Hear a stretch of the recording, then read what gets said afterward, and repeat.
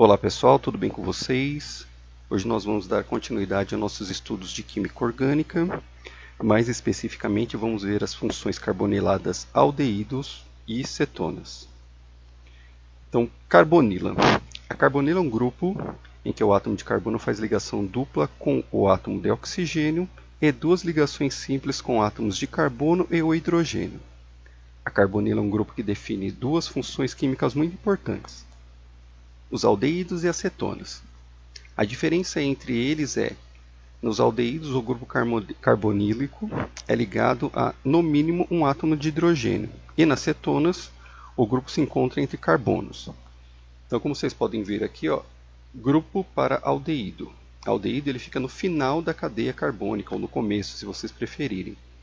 Sempre no carbono primário, e a carbonila é ligado sempre a um hidrogênio. Já no grupo cetona, ela vai estar sempre em um carbono secundário, ou seja, entre dois carbonos. Então ela nunca vai estar na ponta da cadeia, vai estar sempre pelo menos a partir do segundo carbono. Depende da molécula. Aldeídos. Os aldeídos são substâncias que apresentam o grupo carbonila em sua estrutura. São produzidos pela oxidação de álcoois secundários.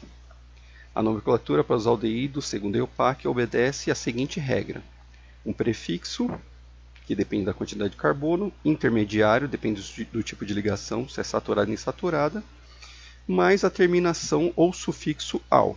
Então, vamos ver aqui, por exemplo, metanal. Um carbono, ligação simples, e a terminação -al. 1, 2, 3, 4, but, todas ligações simples, butanal. Podem ver que sempre fica no final ou começo da cadeia, né? E aqui, com ramificação, no carbono 1, 2, 2, 2, né? Dimetil butanal. Um aldeído muito importante é o metanal.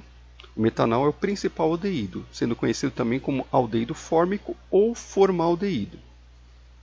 Nas condições ambientais, ele é um gás incolor e extremamente irritante para as mucosas. Quando dissolvido em água, forma-se uma solução cuja concentração pode ser no máximo de 40% em massa, conhecida como formol. O formol tem a propriedade de desnaturar as proteínas, tornando elas resistentes à decomposição por bactérias. Por essa razão, ele é muito utilizado como fluido de embalsamamento, na conservação de espécies biológicas e também como antisséptico. Cetonas são compostos que possuem oxigênio ligado a uma cadeia carbônica.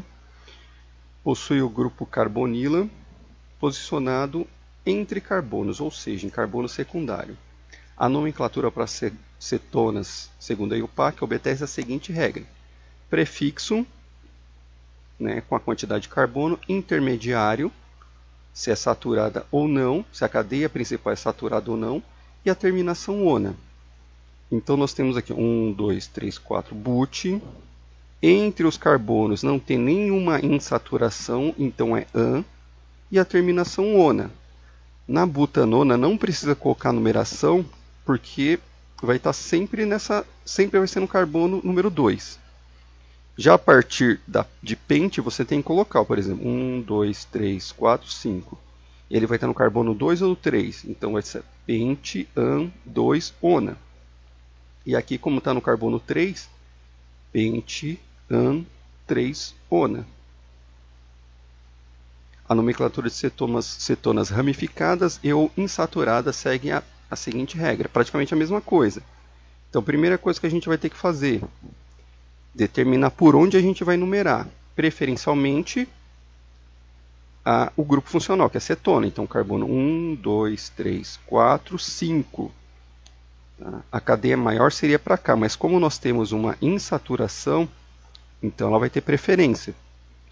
E por último, a ramificação. Então nosso composto ele tem 5 carbonos, tem um radical metil no carbono 4 e uma insaturação no carbono 4. Então ele vai se chamar 4-etil-pente 4-en-2-ona. Existe também a nomenclatura usual, que esse grupo é denominado cetona e seus ligandes são considerados radicais. Por exemplo, aqui é um radical metil e o radical etil.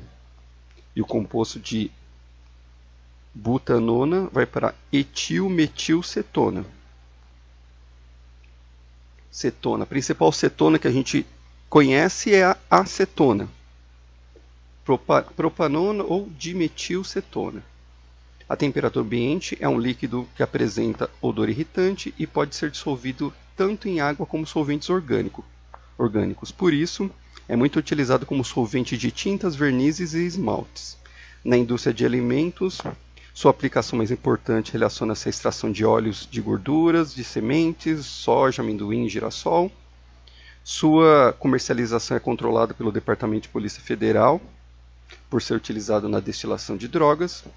Em nosso organismo, as cetonas são encontradas em pequenas quantidades no sangue, fazendo parte dos chamados corpos cetônicos.